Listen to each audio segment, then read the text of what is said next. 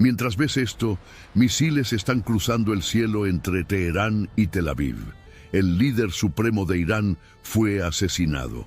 Los Estados Unidos destruyeron más de 3.000 objetivos iraníes en menos de 10 días. Jordania, Bahrein, Kuwait y Arabia Saudita fueron alcanzados por drones. Los analistas dicen que esta guerra comenzó a causa del programa nuclear iraní. Los historiadores dicen que comenzó en 1948, pero hay un texto que dice que esta tensión fue anunciada antes incluso de que el pueblo árabe tuviera un nombre.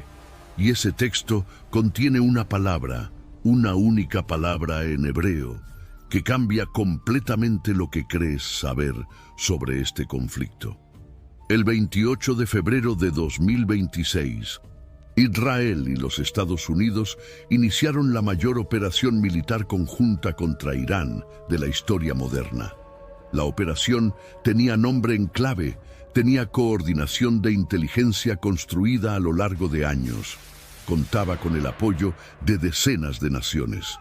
El ayatolá Ali Jamenei fue asesinado.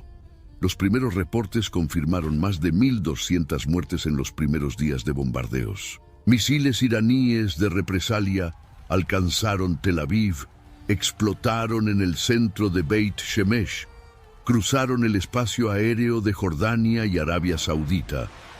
Bahrein reportó drones iraníes impactando el distrito comercial de Manama. 32 heridos en un solo ataque.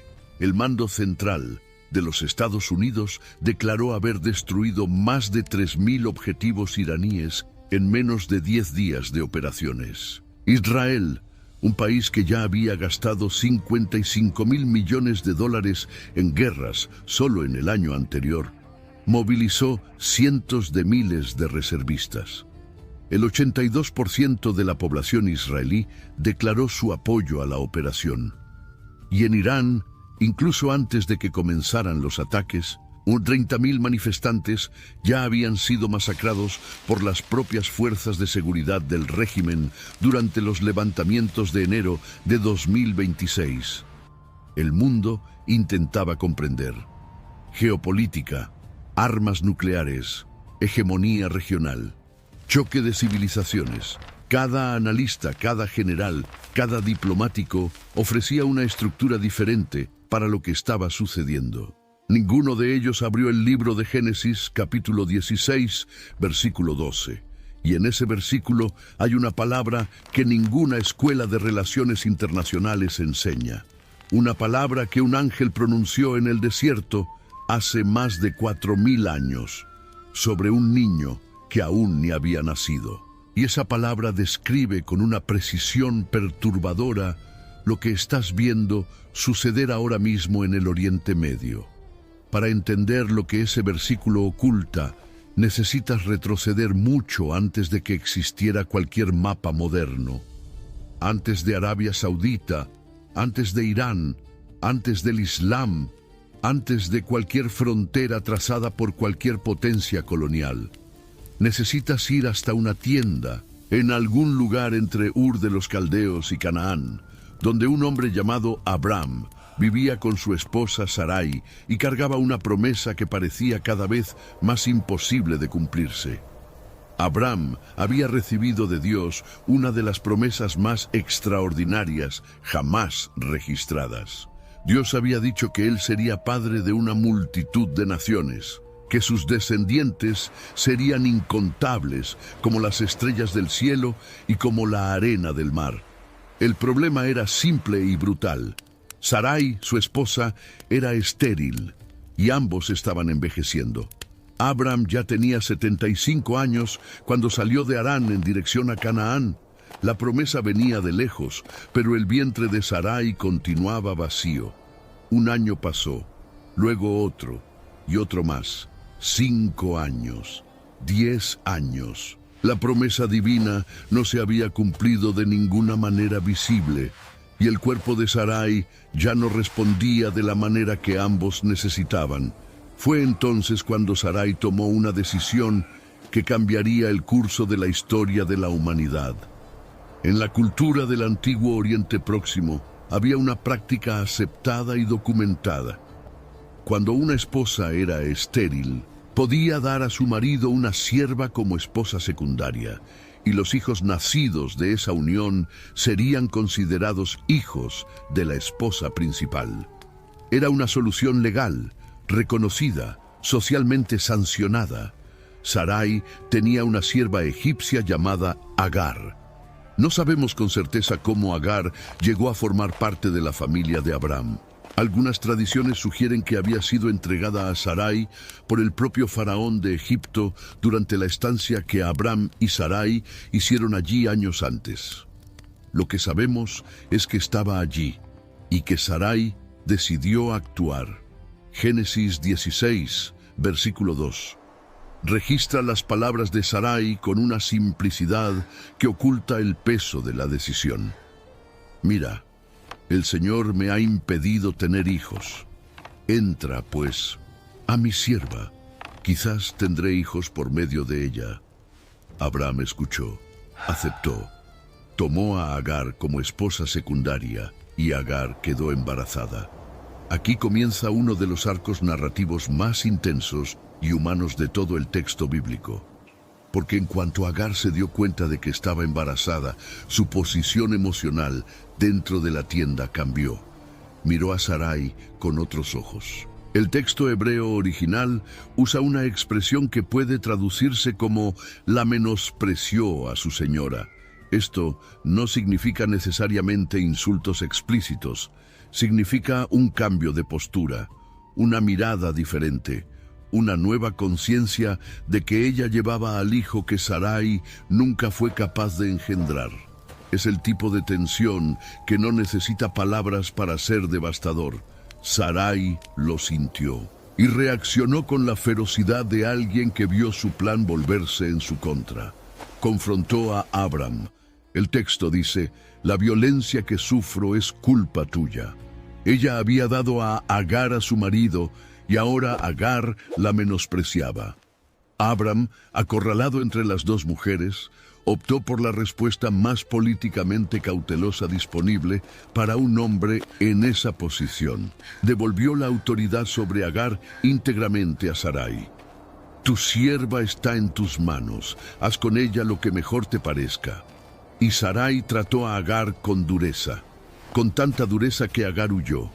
Considera la magnitud de ese momento. Una mujer embarazada, egipcia, sin familia en la región, sin recursos, sin protección legal, huye al desierto del Negev.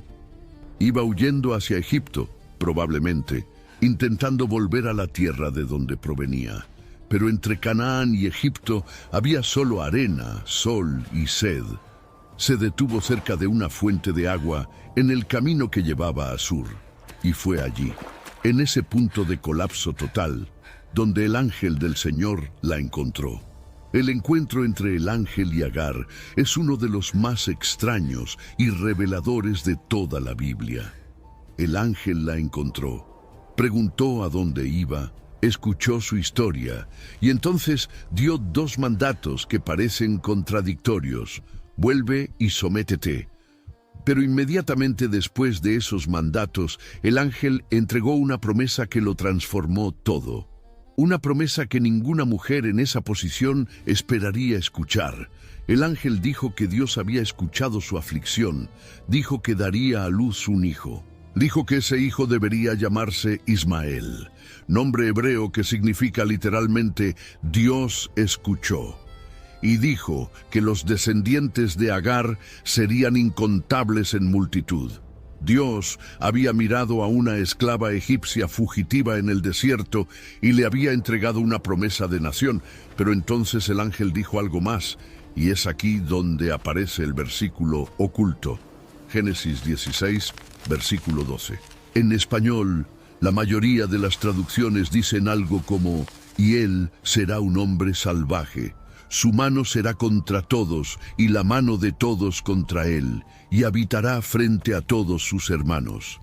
Es una afirmación que parece severa, casi como una maldición. Pero no es una maldición. y entender por qué no es una maldición exige que mires la palabra que está en el corazón de ese versículo. La palabra que ningún noticiero va a mencionar. La palabra en hebreo que es el código secreto detrás de 4000 años de historia. La palabra es pere. Se pronuncia pe-re. Y en hebreo antiguo no significa simplemente salvaje. Se refiere específicamente al onagro, el asno salvaje del desierto.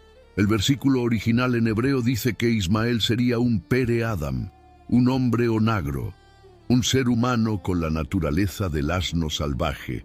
Para nosotros, los modernos, esto puede sonar como un insulto, pero para quien entendía la naturaleza del onagro en el contexto del antiguo Oriente Próximo, esa imagen era extraordinariamente precisa y compleja.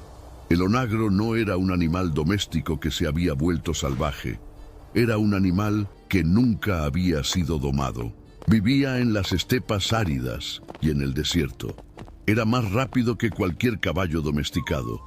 Era indomable por naturaleza, no por terquedad, sino por constitución esencial. Ningún lazo podía retenerlo permanentemente. Ningún dueño podía controlarlo por completo. Y al mismo tiempo, sobrevivía en ambientes donde ningún animal doméstico podía sobrevivir. Era libre de una manera que los animales de la tienda jamás serían. El libro de Job, capítulo 39, versículos 5 al 8, describe al onagro con una poesía casi envidiosa. ¿Quién dio libertad al asno salvaje? ¿Quién soltó las ligaduras del onagro? Yo le puse por casa el yermo y por morada las llanuras saladas. Se ríe de la multitud de la ciudad, no oye las voces del arriero. Lo que pertenece a los montes es su pasto y anda buscando toda verdura. Esa era la imagen que el ángel estaba usando para describir a Ismael y sus descendientes. No un ser violento por desviación de carácter, un ser libre por naturaleza, indomable por constitución, que habitaría las regiones amplias y abiertas del mundo, que nunca se doblegaría completamente a ningún poder externo, que viviría en tensión permanente con quien intentara controlarlo.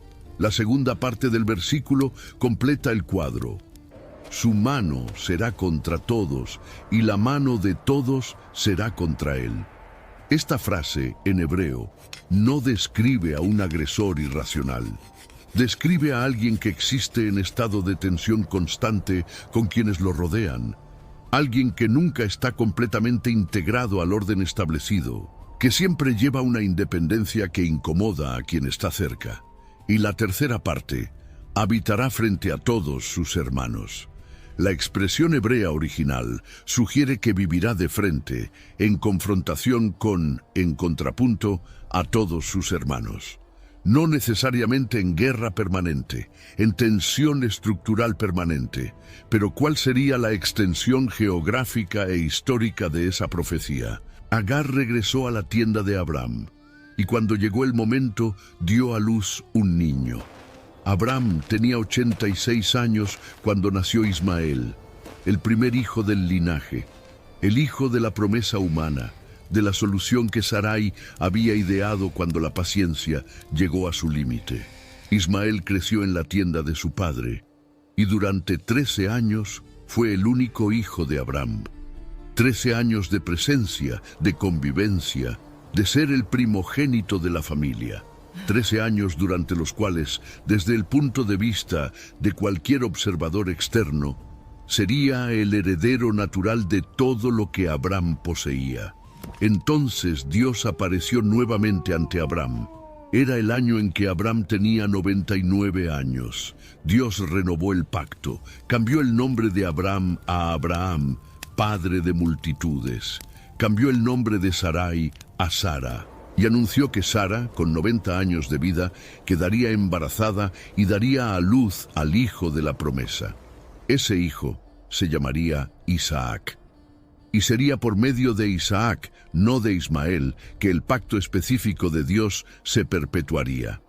Abraham escuchó esto y, según Génesis 17, versículo 18, hizo una súplica que revela todo lo que un padre siente por su hijo mayor. Ojalá Ismael viva delante de ti. Era un pedido de que Ismael no fuera olvidado, de que el niño que había crecido en la tienda, que había sido circuncidado junto con Abraham el mismo día, que había sido hijo único durante 13 años, no fuera simplemente borrado por el plan divino. Y la respuesta de Dios en ese momento es fundamental para entender lo que estamos viendo hoy en el Oriente Medio. Dios dijo: en cuanto a Ismael, también te he oído. He aquí que lo bendeciré, lo haré fructificar y lo multiplicaré en gran manera. 12 príncipes engendrará y haré de él una gran nación. 12 príncipes, una gran nación, una bendición específica, deliberada, no una concesión de segunda categoría. Dios no estaba descartando a Ismael. Estaba diciendo que el camino de Ismael sería diferente al camino de Isaac. Ambos tendrían naciones, ambos tendrían bendiciones, pero los pactos específicos serían distintos. Y el destino de Ismael estaba ligado a la profecía del Pere Adam, indomable, libre, en tensión estructural con todos los que lo rodeaban. Lo que vino después fue la ruptura definitiva. Isaac nació, Sara amamantó al bebé, y cuando Isaac creció lo suficiente para ser destetado, Abraham hizo una gran fiesta para celebrar. Think Verizon is expensive? Think again. Anyone can bring their AT&T or T-Mobile bill to a Verizon store today and we'll give you a better deal. So bring us your bill. Walk in, run in, pogo stick in, teleport if you can. Ride on the back of a rollerblading yak or fly in on the wings of a majestic falcon. Any way you can, bring your AT&T or T-Mobile bill to a Verizon store today and we'll give you a better deal on the best network. Based on Root Metrics Best Overall Mobile Network Performance US Second Half 2025. All rights reserved. Must provide very recent postpaid consumer mobile bill in the name of the person redeeming the deal. Additional terms, conditions, and restrictions apply. Don't let tax refund worries hold you back. File now with TurboTax on Intuit Credit Karma. They'll find every credit and deduction to help you get every refund dollar you deserve, or your money back. Start filing today in the Credit Karma app. Fue en esa fiesta cuando Sara vio algo que la hizo actuar con una dureza que hasta hoy divide a los comentaristas bíblicos. Vio a Ismael, que en ese momento tenía aproximadamente 14 o 15 años, haciendo algo con Isaac. El texto hebreo usa el verbo metzahek, que deriva de la misma raíz de Isaac y puede significar reír, jugar, burlarse o incluso abusar. La interpretación exacta es debatida. Lo que no se debate es la reacción de Sara. Exigió de Abraham la expulsión inmediata de Agar e Ismael. Echa a esta sierva y a su hijo, porque el hijo de esta sierva no ha de heredar con mi hijo Isaac. Abraham se angustió. El texto no deja duda al respecto. Génesis 21, versículo 11, dice literalmente que el asunto fue muy penoso para Abraham a causa de su hijo. Era su hijo. Había crecido en sus brazos. Había sido circuncidado por él. Había dormido bajo su tienda por más de una década. Pero Dios confirmó el pedido de Sara, y a la mañana siguiente Abraham se levantó temprano, tomó pan y un odre de agua, los puso sobre los hombros de Agar y los despidió. Agar salió con Ismael por el desierto de Beerseba, y cuando el agua del odre se acabó, puso al niño debajo de un arbusto, y fue a sentarse a una distancia como de un tiro de arco, porque no podía soportar ver morir a su hijo, y se puso a llorar. Silencio, y fue en ese silencio de desierto, una madre llorando a un lado, un adolescente tendido debajo de un arbusto al otro, que Dios habló por segunda vez con Agar. El ángel llamó desde el cielo y preguntó: ¿Qué tienes, Agar? Y luego repitió la promesa que había sido hecha en el primer encuentro. No temas, porque Dios ha oído la voz del muchacho en el lugar donde está. Y la Biblia registra que Dios abrió los ojos de Agar, y ella vio un pozo de agua que no había visto antes. Llenó el odre y dio agua a su hijo. Ismael sobrevivió, creció, habitó en el desierto de Parán, en el Sinaí y en el norte de la península arábiga. Se convirtió en arquero, una habilidad que definía tanto la supervivencia como la identidad cultural de los pueblos de las estepas áridas. Se casó con una mujer egipcia, elegida por su propia madre, y engendró 12 hijos. Génesis 25, versículos 12 al 16, lista esos 12 hijos por nombre: Nebayot, Cedar, Adbeel, Mibsam, Misma, Duma, Masa, Hadad, Tema, Getur, Nafis y Kedema. Estos son los hijos de Ismael, y estos son sus nombres, por sus aldeas y por sus campamentos, 12 príncipes por sus familias. Y entonces el texto añade una nota geográfica que es, en sí misma, una de las más notables de la Biblia. Habitaron desde Avilá hasta Sur, que está frente a Egipto en dirección a Asiria. Se estableció frente a todos sus hermanos, desde la región del Golfo Pérsico hasta la frontera de Egipto, desde Asiria hasta el Sinaí.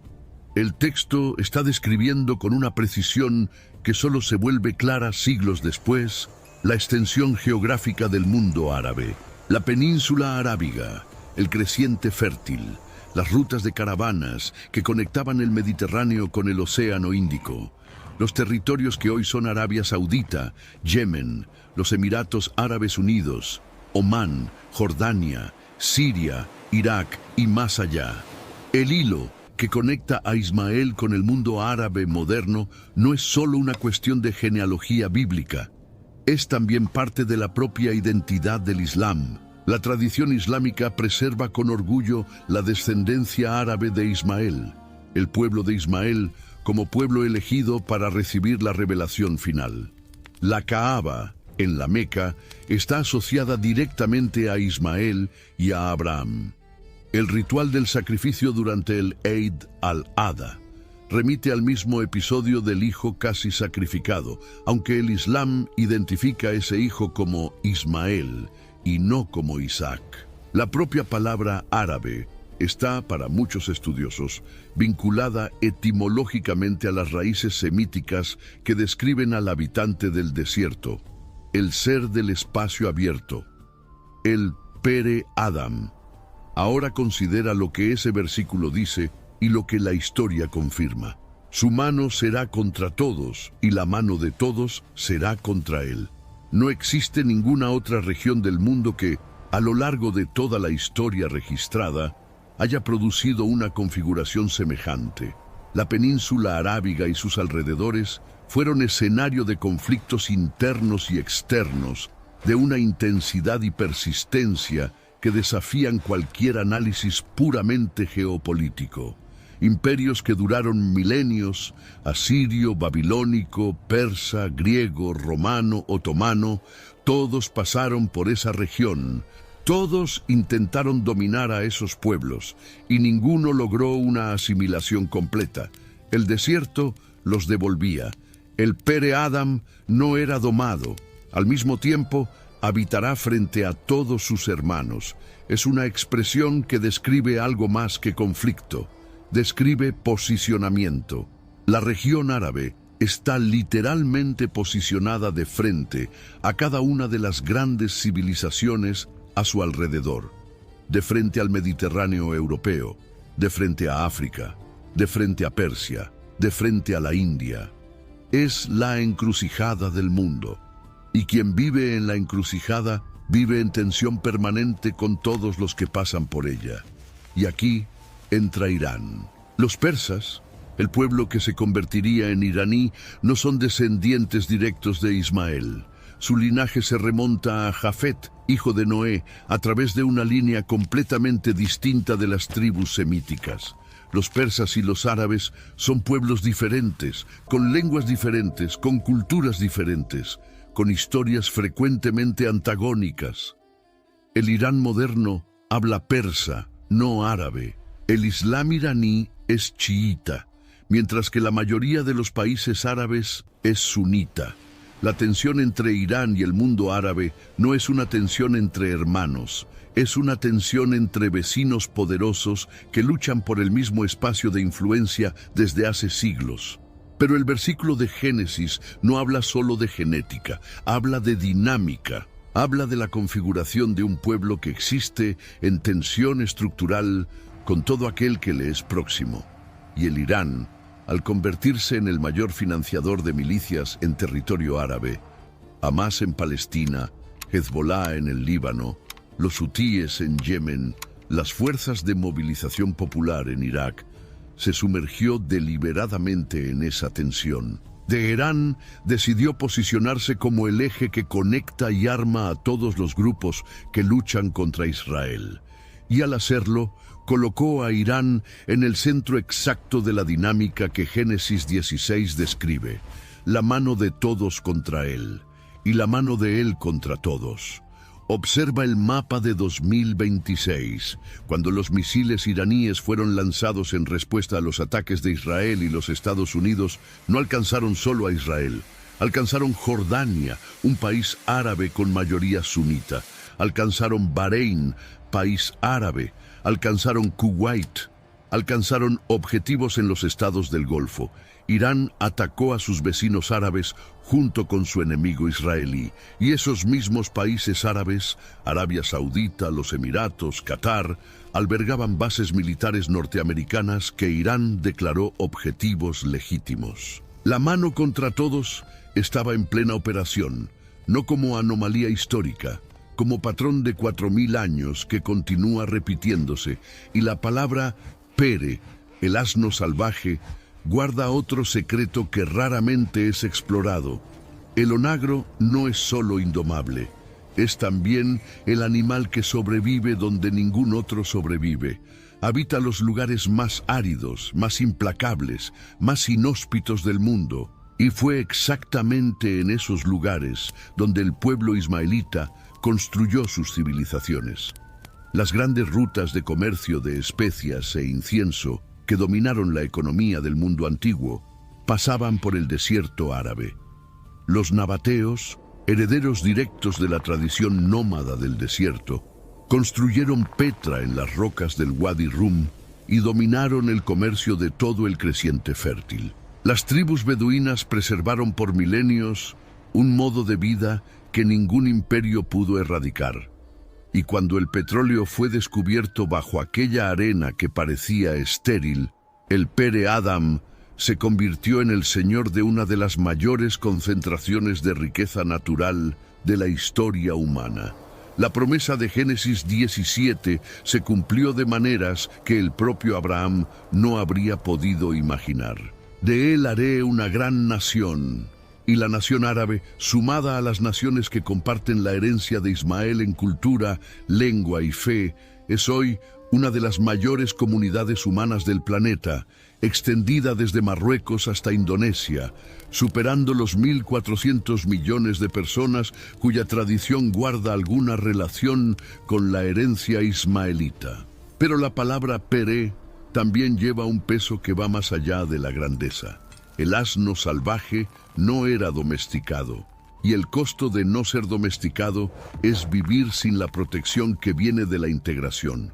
Los pueblos que viven en la encrucijada de todos los imperios no tienen descanso. No existe una generación árabe en la historia registrada que no haya vivido bajo la sombra de alguna forma de conflicto externo o interno. SpringFest is heating up at Lowe's, and for a limited time, we have the extra big deals you need to impress guests. Get your outdoor space ready and save $50 on the select Cobalt 24-volt blower kit, now $79. Plus, save $80 on the Charbroil Performance 4-burner grill, now $199. It's springtime, and our best lineup is here at Lowe's. Valid to 4/13. While supplies last. Selection varies by location. De los asirios a los babilónicos, de los griegos a los romanos, de los cruzados a los otomanos, de los colonizadores europeos a las superpotencias del siglo XXI, la mano de todos sobre ellos, la mano de ellos contra todos. La tensión estructural que el ángel describió a orillas de un pozo en el desierto nunca se disolvió completamente. Y ahora, en marzo de 2026, el mundo asiste a una iteración más de ese patrón. Israel e Irán, dos potencias regionales que han estado en guerra abierta múltiples veces desde 2023, han llegado al punto de confrontación más directa de toda la historia entre ellas. Los Estados Unidos, la mayor superpotencia del mundo, están militarmente involucrados. Países árabes están siendo alcanzados como daño colateral o como objetivos deliberados. La geopolítica del Oriente Medio se está reconfigurando en tiempo real, y en algún lugar de esa reconfiguración, el patrón antiguo continúa dibujándose. Habitará frente a todos sus hermanos. Lo que el ángel sabía, y este es el núcleo perturbador de Génesis 16, versículo 12, no era una condena al sufrimiento perpetuo. Era una descripción de una naturaleza. Describir al onagro no es condenarlo a vivir en el desierto, sino reconocer que es para el desierto que fue creado. La tensión no es un fallo del proyecto, es el proyecto. Un pueblo que existe en las fronteras de todos los demás, que nunca es completamente domesticado por ningún poder externo, que resurge después de cada intento de dominación, que lleva una independencia estructural que a veces se manifiesta como resistencia y a veces como confrontación. Un pueblo cuya grandeza, una gran nación, no viene de la paz, sino de la permanencia, de la capacidad de sobrevivir donde otros perecerían, de encontrar agua en el desierto cuando el odre está vacío. Cuando el ángel encontró a Agar en el desierto por primera vez, estaba sola, embarazada, sin agua y sin esperanza. Cuando la encontró por segunda vez, miraba hacia lejos para no ver morir a su hijo, y en ambos casos la respuesta de Dios fue la misma: yo escuché. El nombre Ismael, Dios escuchó, no es solo un nombre de registro. Es la afirmación fundadora de que aquel niño y todo lo que vendría de él estaba dentro del campo de visión de Dios, no al margen, no descartado, visto, escuchado, incluido en un plan que ninguna generación humana puede ver completo desde adentro. Eso no resuelve nada. No explica por qué niños murieron en Beit Shemesh cuando cayeron los misiles. No justifica los 30.000 muertos en las protestas iraníes de enero. No suaviza el dolor de ninguna familia que perdió a alguien en marzo de 2026. La historia bíblica no fue escrita para anestesiar el sufrimiento. Fue escrita para revelar patrones que la visión de corto plazo no puede capturar. Lo que el ángel sabía aquel día, a orillas de la fuente en el desierto de Sur, era que la historia de Ismael sería larga. Más larga que cualquier impuesto de guerra, más larga que cualquier régimen político, más larga que cualquier acuerdo de paz. Era una historia que comenzaría con una expulsión y continuaría con una presencia de frente, confrontadora, indomable, por más tiempo del que cualquiera de las naciones que intentaran contenerla pudiera imaginar. El mundo sigue el Oriente Medio como si estuviera asistiendo a una novedad, como si el conflicto entre Israel e Irán, entre sunitas y chiitas, entre Occidente y el mundo árabe, fuera una anomalía que comenzó ayer y puede terminar mañana con las diplomacias correctas. Pero hay un texto con más de 3.000 años que sugiere otra cosa. No que el conflicto sea inevitable para siempre. El texto no dice eso, sino que la tensión estructural entre ese pueblo y sus vecinos no es un fallo de negociación. Es la marca de una naturaleza que fue anunciada antes incluso de que el niño naciera. Y la palabra que guarda todo eso es Pere, una palabra que la mayoría de las traducciones suaviza, sustituye, rodea. Una palabra que describe no un destino de violencia, sino una identidad de libertad. El asno salvaje que no puede ser domado, que sobrevive en el desierto donde los demás mueren, que vive de frente al mundo, en tensión con él, sin nunca ser completamente absorbido por él. Cuando el ángel encontró a Agar y pronunció esa palabra sobre el hijo que ella aún llevaba, no estaba lanzando una maldición. Estaba reconociendo lo que ya estaba escrito en la naturaleza de aquel ser que estaba siendo formado. y 3000 años después, mientras misiles cruzan el Oriente Medio y los analistas intentan descifrar lo que está sucediendo, el ángel todavía sabe más que cualquier general. No porque la profecía sea más poderosa que la política, sino porque entendió algo sobre la naturaleza humana que ningún satélite puede capturar, que un pueblo definido por el desierto nunca va a comportarse como un pueblo definido por el jardín, que la libertad indomable tiene un costo, y que ese costo, a veces, es la guerra que el mundo entero intenta entender sin lograrlo, porque está buscando la respuesta en el mapa equivocado.